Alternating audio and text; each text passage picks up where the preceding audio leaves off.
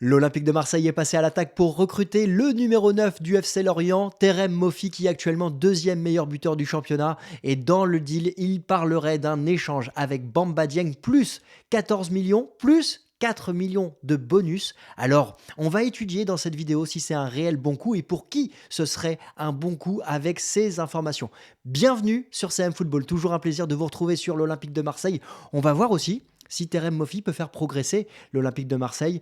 Je vous ai posé la question hier sur Instagram. Vous avez été quasiment unanime à me répondre que oui. Et je vais essayer de nuancer ce propos parce qu'il y a des interrogations quand même si ça reste un excellent attaquant. Alors n'hésitez pas d'ailleurs à aller me suivre également sur Instagram et à vous abonner. On va aussi revenir comme point de base sur le potentiel départ de Bamba Dieng, un super attaquant du côté de l'OM, mais un attaquant sur qui on reste sur notre faim. Alors ça sera le point de base de cette vidéo. On va revenir aussi sur la data room de Terem Moffi pour l'étudier avec ses forces et les interrogations. Quelles conséquences tactiques aurait cette arrivée dans le schéma d'Igor Tudor? Et enfin, on fera le point sur les finances de ce deal qui quand même reste très très important en combiné. Alors, on va commencer par le point de base, c'est le match face à Rennes vendredi dernier, cette qualification importante de l'Olympique de Marseille qui va voir affronter le Paris Saint-Germain dans quelques jours. Évidemment, abonnez-vous parce qu'on sera là pour le suivre ce match. Mais Igor Tudor qui avait déclaré qu'il n'avait pas aimé la manière dont Bamba Dieng était rentré dans cette rencontre et on ne peut que lui donner raison. Regardez les statistiques de Bamba Dieng sur les 20-30 minutes qu'il a pu disputer, seulement 9 ballons touchés. Sur les 9 ballons, il en a perdu 5. Sur les 4 qu'il a joués, il a fait 3 bonnes passes, il en a perdu un autre. Et il a disputé 6 duels pour seulement 2 remportés. On a vu un joueur qui n'était pas investi dans cette rencontre et c'est dommage. C'est dommage parce que c'est un joueur sur lequel l'OM peut compter, sur lequel l'OM a vraiment eu la volonté de le développer, en tout cas avant le début de cette saison parce que, évidemment, l'histoire a l'air de mal se terminer. Un joueur qui a laissé l'ensemble de ses actions vis-à-vis de l'Olympique de Marseille, qui les a effacées sur Instagram. Il n'a plus aucune mention de l'OM, même si peut-être certaines photos sont revenues. C'est ce qu'il avait décidé de faire durant la Coupe du Monde et après le mois de décembre. Un joueur qui, depuis le début de la saison, ne compte pas réellement dans les statistiques de l'OM. Une seule titularisation, un seul but face à Strasbourg. Il a participé seulement à 11% des minutes jouées. Ça montre que l'OM l'a déclassé. Déclassé, même si visiblement les pourparlers avec son agent se sont améliorés. Et Pablo Longoria, on espérait voir potentiellement une prolongation arriver, mais ce n'est pas le cas. Alors, on ne va pas encore statuer sur un potentiel départ, mais évidemment, ça fait parler parce que le joueur était sur le départ en juillet dernier. Leeds, on se rappelle d'un faux départ du côté de Lorient qui souhaitait un prêt et ensuite s'est positionné avec une option d'achat ferme. Et puis, le faux départ du côté de Nice avec une fausse blessure au genou, en tout cas quelque chose, un imbroglio qui était assez particulier. Alors, dans tout ça, l'Olympique de Marseille cherche absolument à recruter. On parlait d'un mercato d'ajustement, c'était les mots de Pablo Longoria. On a vu Malinowski arriver, la vidéo est en ligne. On a vu l'OM se positionner sur Leandro Trossard, qui a finalement choisi d'aller du côté d'Arsenal. On a vu l'OM, selon la Provence ce matin, qui s'est positionné sur Gonzalo Guedes, qui lui a choisi de retourner du côté de Benfica. On avait étudié Gonzalo Guedes rapidement sur une vidéo Barça la semaine dernière, un joueur qui a pu seulement s'affirmer du côté de Valence, mais qui du côté de Wolverhampton s'est complètement perdu, et Pablo Longoria l'apprécie. Donc l'OM cherche à recruter et s'est positionné visiblement sur Terem Moffi avec une offre orale dont on va parler tout à l'heure. Alors Terem Moffi, qui est-il? On va justement analyser tout ça dans sa data room. La data room, c'est l'ensemble des informations statistiques que l'on se doit de connaître pour se faire un premier avis, mais également pour voir quelles sont ses forces et ses faiblesses. Alors, il a 23 ans, il va avoir 24 ans en mai prochain, il mesure 1m88, il est attaquant nigérian, il est international A avec le Nigeria, il est gaucher, il fait partie de l'agence Elite Project, dont on va reparler tout à l'heure pour voir pourquoi le montant de son transfert est aussi élevé. Il a un contrat jusqu'en juin 2024.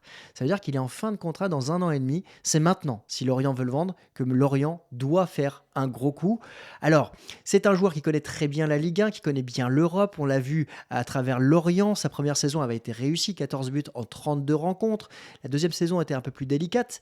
Lorient ne cherchait pas à s'en séparer. Lui souhaitait quitter et il y a un commun accord avec le club pour quitter Lorient à la fin de cette saison. Et là, il est pleinement investi avec 12 buts en 18 rencontres, notamment un but au Vélodrome face à Lorient dans un match qu'on avait débriefé et surtout un but formidable parce qu'il avait réussi à se déjouer du marquage de Samuel Gigot pour marquer dans la surface de réparation, un but qui m'avait rappelé un certain Balotelli du côté de l'Olympique de Marseille sur un corner avec une reprise de volée. Euh, on a un attaquant numéro 9, clairement un avant-centre, donc là il n'y a pas de débat, ça confirme évidemment avec sa hitmap, mais on va analyser tout ça, on va l'analyser notamment par rapport à ses XG et sa faculté à être présent dans la surface de réparation pour marquer. Il a donc marqué 12 buts sur la première partie de saison, jusqu'en décembre il avait marqué 9 buts, et regardez ses XG qui sont situés à 4,86. Si vous n'êtes pas familier avec ce compteur, eh bien, ça veut dire que si on a un nombre de buts au-dessus de ces XG, ça veut dire qu'on surperforme. Ça veut dire qu'on est dans une excellente forme. Normalement, on se situe toujours autour des XG pour être dans les standards. Mais ça veut dire qu'il marque dans des positions qui sont plus délicates et qu'il arrive à surperformer. Et ça, c'est une notion qu'il faut analyser, qu'il faut nuancer. D'un côté, c'est super bien, parce que surperformer est toujours intéressant. Mais d'un autre, ça veut dire aussi qu'il est peut-être dans une forme supérieure à ce qu'il pourrait délivrer. Donc, je ne dis pas que ce n'est pas intéressant d'aller voir ce type de profil, mais il faudra voir aussi quelle est sa capacité d'adaptation à la ville de Marseille, au club de l'Olympique de Marseille, comment il pourrait justement s'intégrer à ses nouveaux coéquipiers et dans quelle mesure il pourrait garder cette efficacité. Donc, à nuancer, même si ça reste évidemment de très bons chiffres. C'est un attaquant qui participe au jeu. Là, ici, on a la pression, l'intensité qu'il donne à ses ballons lorsqu'il touche dans la surface, dans le style, dans le terrain de jeu. Donc, on le voit, c'est plutôt un attaquant axial et on va le confirmer avec sa faculté à faire progresser le ballon. Là, on le voit la saison dernière, en vert, les ballons qu'il a gardés, en rouge, les ballons qu'il a perdus. Donc, il y a quand même beaucoup de déchets avec Lorient. Et si on regarde cette saison, on voit qu'il y a beaucoup moins de déchets, beaucoup moins de ballons touchés, certes, mais une progression par rapport à l'efficacité qu'on a pu voir dans la surface de réparation. Donc c'est un joueur qui progresse et ça c'est quelque chose que j'apprécie particulièrement. Si on regarde après là sa comparaison par rapport aux autres attaquants de Ligue 1, aux autres avant-centres de Ligue 1, on va les découper en zones de couleur. En zone blanc, ce sont les duels qu'il remporte. Il fait partie des meilleurs joueurs dans les duels défensifs. Ça veut dire que sur les corners défensifs, ou sur les coups de pied arrêtés défensifs, on a un attaquant qui a vraiment cette capacité à remporter des duels et ce qui sera très, très intéressant. Sur la zone rose, on voit justement sa faculté offensive. Et il se situe parmi les attaquants moyens de Ligue 1. Donc, c'est un point à garder en tête. Pas par rapport au fait qu'il peut jouer à l'Olympique de Marseille, parce que ce serait trop présomptueux de le caractériser de ce sens-là. Non, par rapport au prix qu'on va étudier juste après.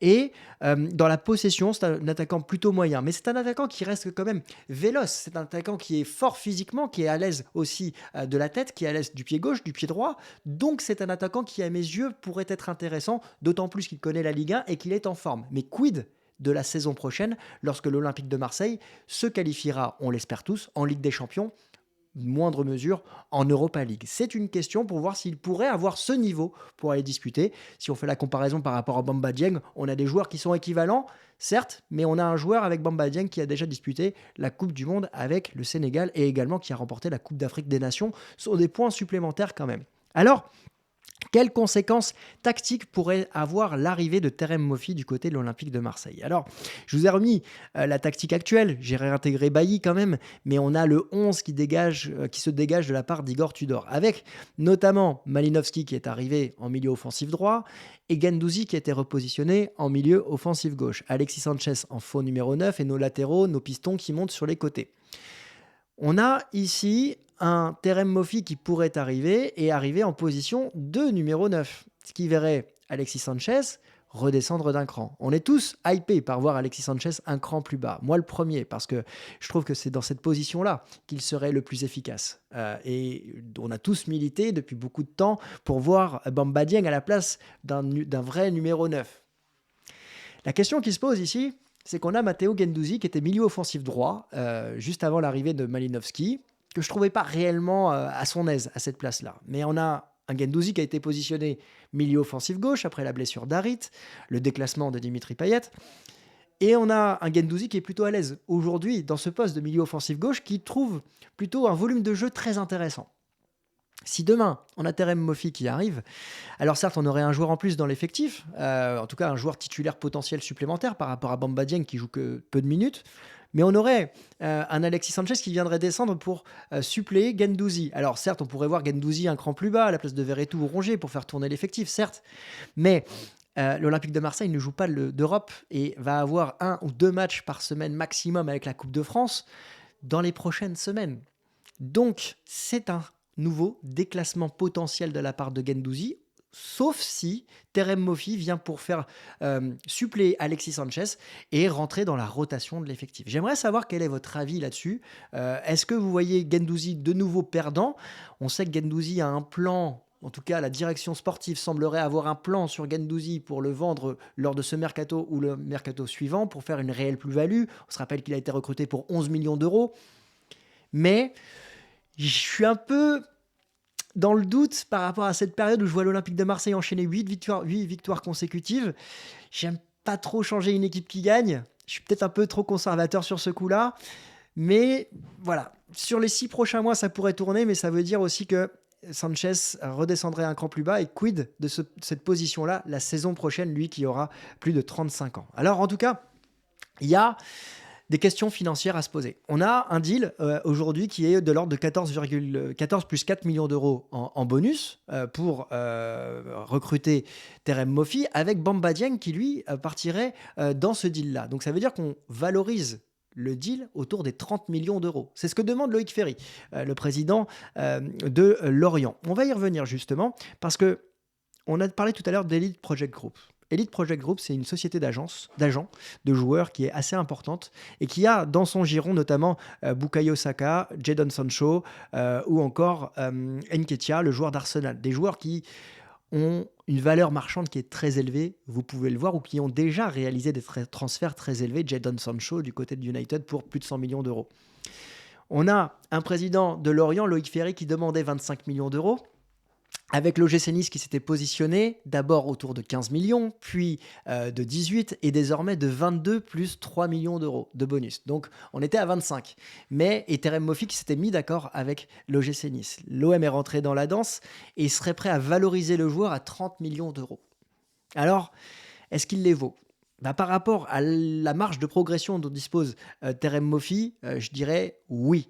Par rapport à la faculté qu'il a d'être adapté déjà à cette Ligue 1 et à connaître la Ligue 1, j'ai envie de dire oui également.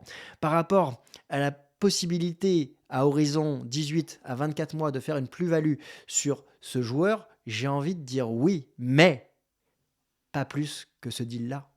Pourquoi? Parce que je trouve que ça, j'ai envie de vous dire oui, mais ça reste très cher. Très cher par rapport à l'incertitude de voir le joueur progresser. Très cher par rapport à la faculté qu'il aura de s'adapter au contexte olympique de Marseille. Et c'est un vrai doute aujourd'hui de poser 18 millions sur la table, plus un joueur tel que Bamba Dieng, qui, lui, voit sa cote se dévaloriser de jour en jour. Donc, difficile d'imaginer plus de 12 millions d'euros à horizon 6 mois pour lui, quand même si c'est un joueur que j'apprécie énormément. En tout cas, il y a pas mal de questions qui se posent autour de ce deal. Donc, sportivement, j'ai envie de croire en Terem Moffi sur sa faculté à s'adapter. Et puis, je vois les qualités intrinsèques qu'il a avec le FC Lorient. Donc, je me dis qu'avec un Malinowski et un Alexis Sanchez derrière, naturellement, on devrait avoir un Terem Moffi qui sera encore plus performant. Mais le deal financier me paraît très élevé. Alors après, on connaît la faculté du duo Longoria-Ribalta à pouvoir justement valoriser ses joueurs. Mais à mes yeux, je ne suis pas le comptable de l'Olympique de Marseille, certes, mais je trouve qu'il ne faudrait pas aller beaucoup plus haut que ces 14 plus 4 millions d'euros, plus Bamba Dieng pour Terem Moffi, même si ça reste un bon coup. Alors, la question que j'ai envie de vous poser, c'est l'OM doit-il recruter à tout prix Terem Moffi? N'hésitez pas à me donner votre avis en commentaire, n'hésitez pas à liker cette vidéo si celle-ci vous a plu, n'hésitez pas à vous abonner pour suivre les prochaines vidéos de l'Olympique de Marseille. Nous, on se retrouve très vite pour de nouvelles vidéos sur l'OM, mais pas que, également sur d'autres actualités du football et du mercato dans les prochains jours. Donc, je vous souhaite une bonne journée et je vous dis à très vite. Ciao.